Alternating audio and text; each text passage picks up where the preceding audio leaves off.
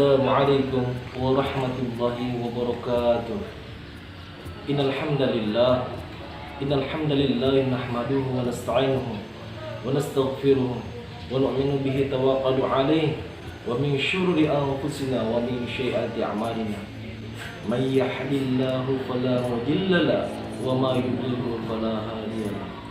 Asyhadu an la ilaha illallah wahdahu la syarika lahu wa asyhadu anna Muhammadan abduhu wa rasuluhu la nabiyya ba'da. Faqad qala ta'ala fil Qur'anil Karim ba'da a'udzu billahi minasyaitonir rajim. Bismillahirrahmanirrahim. Ya ayyuhan nas tuzkuru ni'matallahi 'alaikum hal min haliki ghairullah yarzuqukum minas samai wal ard la ilaha illa huwa fa anna tufakun. Waqala Nabi Muhammad sallallahu alaihi wasallam, man tamassaka bi sunnati inda fasadi ummati walahum ajrun min ati syahid. Sadaqallahu al-azim wa sadaqa rasulihil karim. Amma ba'du. Hadirin budiman yang dirahmati Allah Subhanahu wa taala. Lagi dan lagi kita bersyukur kepada Allah Subhanahu wa taala karena Allah Subhanahu wa taala telah kurniakan kita kesehatan, kebaikan jasad, untuk bagaimana kita ini mengingat kepada Allah Subhanahu wa taala. Dan syukur kita yang lebih besar kepada Allah Subhanahu wa taala, bagaimana kita meluangkan waktu untuk selalu berzikir kepada Allah Subhanahu wa taala.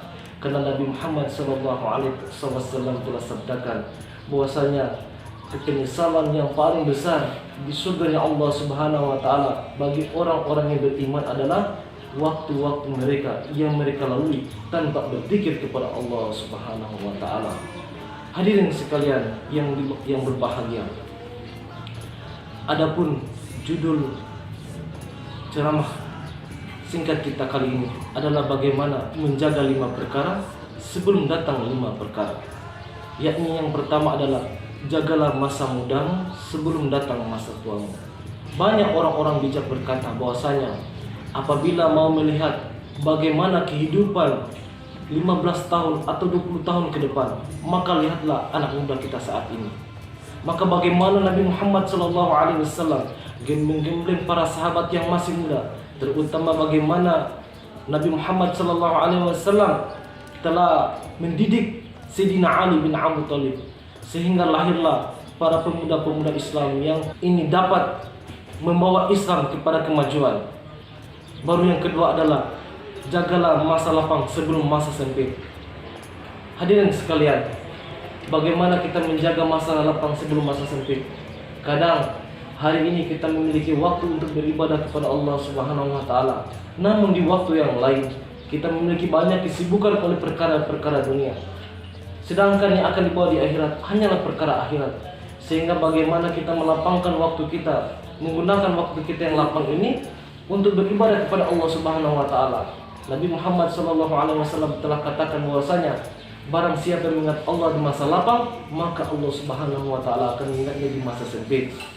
Baru yang ketiga nikmat Allah Subhanahu wa taala adalah bagaimana kita menjaga masa kaya sebelum masa miskin kita. Banyak hadir mata Allah Subhanahu wa taala orang yang kaya hari ini yang telah diberi peluang oleh Allah Subhanahu wa taala untuk memiliki harta yang berlimpah, namun dia salah menggunakannya. Padahal Nabi SAW telah katakan bahwasanya orang yang kaya ini akan ditanya dari mana hartanya dan dia kemanakan.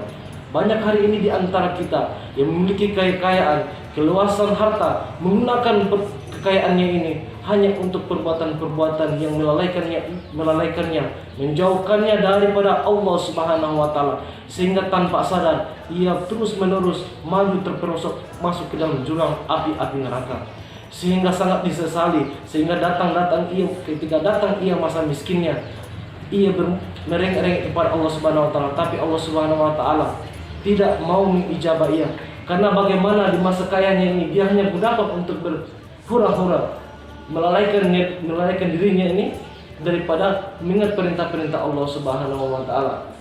Maka dikatakan oleh para ulama kita bahwasanya bagaimana kita dalam masa yang kaya ini menggunakan kekayaan kita ini untuk perjuangan agama. Bagaimana kita gunakan kekayaan ini untuk bersedekah, untuk membantu orang yang miskin, sehingga Allah Subhanahu wa taala akan kayakan kita, kekalkan kekayaan kita di akhiratnya Allah Subhanahu wa taala. Hadirin jemaah yang dirahmati Allah Subhanahu wa taala. Hadirin pemirsa yang dirahmati Allah Subhanahu wa taala. Perkara yang keempat adalah jagalah masa sehatmu sebelum datang masa sakitmu. Bagaimana kita menjaga masa sehat sebelum datang masa sakit? Dikatakan bahwasanya bahwa orang yang sehat ini mampu berdiri tegak untuk beribadah kepada Allah Subhanahu wa taala, mampu berdiri tegak untuk menunaikan sholat, mampu berdiri tegak untuk melangkahkan kaki ke masjid. Namun apabila datang dia telah sakit, maka dia tidak mampu lagi bergerak ke sana kemari. Maka gunakanlah masa sehat ini untuk perbuatan-perbuatan baik, perbuatan-perbuatan baik, perbuatan-perbuatan yang diridhoi oleh Allah Subhanahu wa taala, sehingga ketika datang kita sakit, maka dikatakan bahwasanya orang-orang yang beriman ini apabila dia sakit, maka para malaikat akan datang menjenguknya di rumahnya, menjenguknya di rumahnya, sehingga mereka akan berdoa kepadanya atas kebaikan-kebaikan yang diberikan Allah Subhanahu wa taala kepadanya. Yang terakhir, hadirin Allah Subhanahu wa taala, yang kelima, gunakanlah masa hidupmu sebelum datang masa matimu. Hadirin, hari ini kita adalah pelaku sejarah. Kita telah melihat di masa yang lalu banyak orang-orang sebelum kita. Sekarang mereka telah tiada. Mereka terbaring di atas kuburan-kuburan mereka. Ini tanda bukti bahwasanya sebelum kehidupan, sesudah kehidupan ada kematian.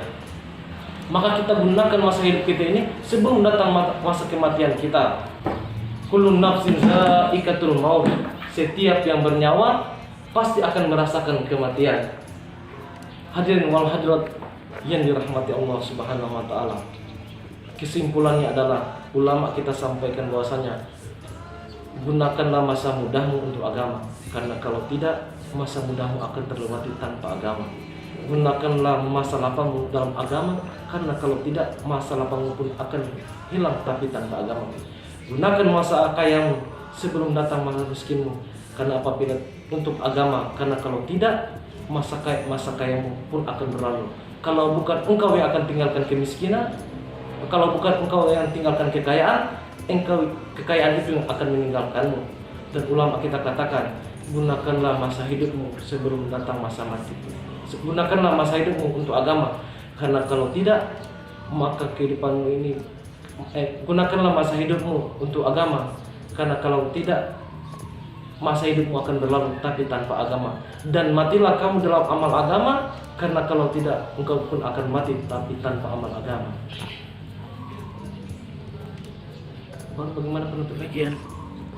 Demikian ceramah singkat ini. Semoga bermanfaat buat saya secara pribadi dan bermanfaat buat hadirin wal hadirat yang ada di rumah. Lebih mulianya majelis ini di hadapan Allah. Mari kita tutup dengan doa kifaratul majelis. Subhanallah wa bihamdihi, subhanakallahumma wa bihamdika, asyhadu an la ilaha illa anta, astaghfiruka wa atubu ilaik. Wassalamualaikum warahmatullahi wabarakatuh.